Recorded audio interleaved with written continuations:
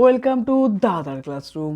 Class 9-এর first unit টেস্টের ইংলিশের most important বইভিত্তিক suggestion. অনেক টপার রয়েছে যারা মেনলি বইভিত্তিক সাজেশন পড়েই কিন্তু টপার হয়েছে।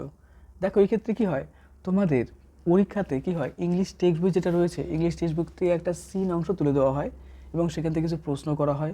তারপরে তার পাশাপাশি আনসিন থাকে একটা, যেটা আউট অফ সিলেবাস আমরা বলবো। এরপরে গ্রামার অংশ এবং রাইটিং স্কিল। তো রাইটিং স্কিলও কিন্তু তোমাদের টেক্সট বই থেকে অনেক সময় দেওয়া হয় এবং গ্রামারও কিন্তু টেক্সট বই থেকে অনেক কমন আসে। তো আজকে আমরা টেক্সট বইয়ের সেই প্রশ্নগুলোই জানবো যেগুলো পরীক্ষাতে সব থেকে বেশি আসে। আর এই বইভিত্তিক সাজেশন পড়ে কিন্তু অনেকেই টপার হয়েছে। আশা করি তোমারও একটা ভালো রেজাল্ট হবে। প্রথমতই ক্লাস 9-এর ইংলিশ বইয়ের প্রথম দিকে দেখো লেখা আছে কন্টেন্ট। প্রথম পরীক্ষায় তোমাদের 1 নম্বর দেখো টেলস অফ ভোলা গ্র্যান্ডপা, অর্থাৎ 1 নাম্বার। তারপর দেখো লেসন 2, লেসন 3, লেসন 4, এই পর্যন্তই কিন্তু ম্যাক্সিমাম স্কুলের সিলেবাসে রয়েছে। তো চলে আসছে আমরা একদম প্রথম দিকে। আজকের এই ভিডিওতে আমি 1 থেকে 4 পর্যন্তই দেবো। লেসন 1 পরীক্ষাতে কী হবে, এখান থেকে কিছু লাইন তুলে দেওয়া হবে যাকে আমরা বলি সিন অংশ, অর্থাৎ প্যাসেজের কিছু লাইন থাকবে। তো সেই সিনের থেকেই আমাদের কিছু কোশ্চেন থাকবে, সেগুলোই সলভ করতে হবে। এবার চলে আসছে আমরা পেজ নাম্বার 5-এ। দেখো পেজ নাম্বার 5-এ এই যে এক্সারসাইজ 1 রয়েছে, এক্ষেত্রে tick the correct answer from the given alternative, অর্থাৎ এক্ষেত্রে 4টে অপশন বা 3টে অপশন থাকবে, তার মধ্যে যেটা সঠিক সেটা আমাদের নির্বাচন করতে হবে। তো এই ধরনের প্রশ্ন কিন্তু পরীক্ষায় দেয়, তার জন্য অবশ্যই স্টার করে রাখো। চলে আসছে আমরা দেখো এইটা এক্সারসাইজ 1-এর এই প্রশ্নগুলো স্টার করবে। এরপরে চলে আসছে আমরা পেজ নাম্বার 6। এখানকার এগুলোও তো স্টার করবে অবশ্যই। দেখো এক্সারসাইজ 2-এর এই প্রশ্নগুলো, বিশেষ করে এ নাম্বার, বি নাম্বার এবং ডি নাম্বার।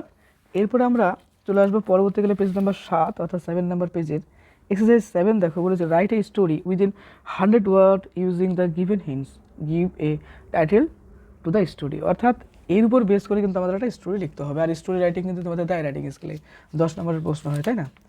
এবার চলে আসছে দেখো 8 নাম্বার পেজে লেসন 2। এটাও সেম একই রকম, এখান থেকে কিছু লাইন তুলে দেওয়া থাকবে এবং সেই লাইন রিলেটেড কিছু প্রশ্ন থাকবে, সেগুলো আমাদের সলভ করতে হবে। এবার চলে আসছি পেজ নাম্বার দেখো এটা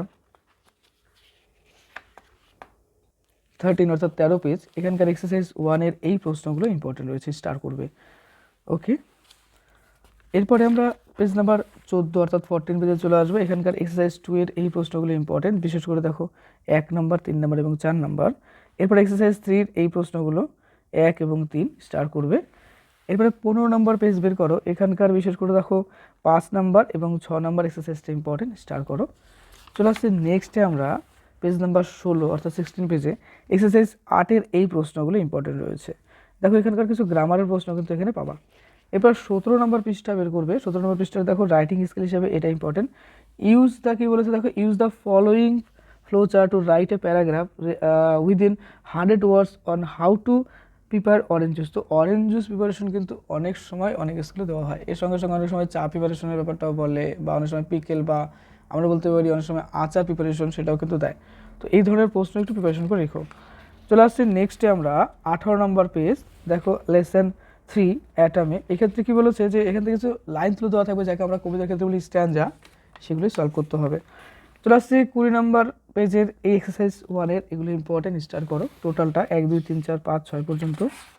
এরপর আসছি নেক্সটে 22, অর্থাৎ 22 পেজের এক্সারসাইজ 2-এর এই প্রশ্নগুলো ইম্পর্টেন্ট। ওকে, এরপরে আমাদের দেখো পেজ নাম্বার 23-তে আর একটা ইম্পর্টেন্ট তোমাদের রাইটিং স্কিল রয়েছে। এখানে বলছে দেখো use the following flow chart to write a paragraph within 100 words on how to make paper, অর্থাৎ পেপার কীভাবে তৈরি করা হয় সেই ব্যাপারে আমাদের একটা প্যারাগ্রাফ লিখতে হবে।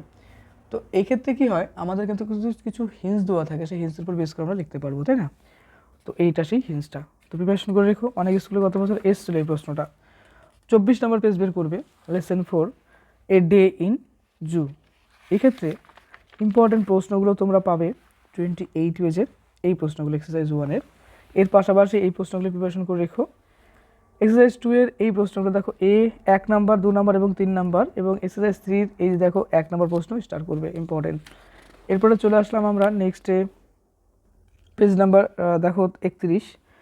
এখানে কিছু গ্রামারের প্রশ্ন রয়েছে। দেখো সিম্পল, কমপ্লেক্স এবং কম্পাউন্ড সেন্টেন্স।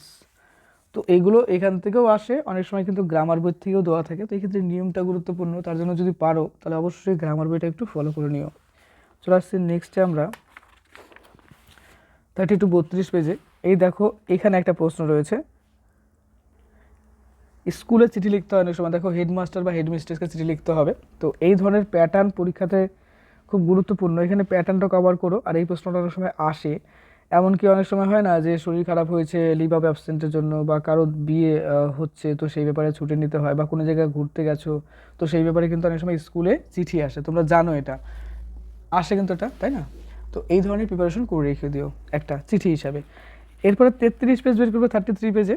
তো এখান থেকে দেখো exercise 2, write a letter to headmaster or headmistress of your school within 100 words seeking leaves for 3 days to visit your, কী বলেছে দেখো, কোনো একটা জায়গায় ঘুরতে গেছো তো সেই ব্যাপারে তোমার একটা চিঠি লিখতে হবে। তো এই ধরনের প্রশ্ন আসে, প্রিপারেশন করবা। তারপরে এক্সারসাইজে 8 আরেকটা প্রশ্ন আছে, right a letter to your friend, মানে বন্ধুকে চিঠি লেখো, এই ধরনের প্রশ্নও কিন্তু দেয়। তো চিঠি একটা গুরুত্বপূর্ণ পার্ট তোমাদের ফার্স্ট ইউনিট টেস্টে, ম্যাক্সিমাম স্কুলে কিন্তু একটা চিঠি দিবে।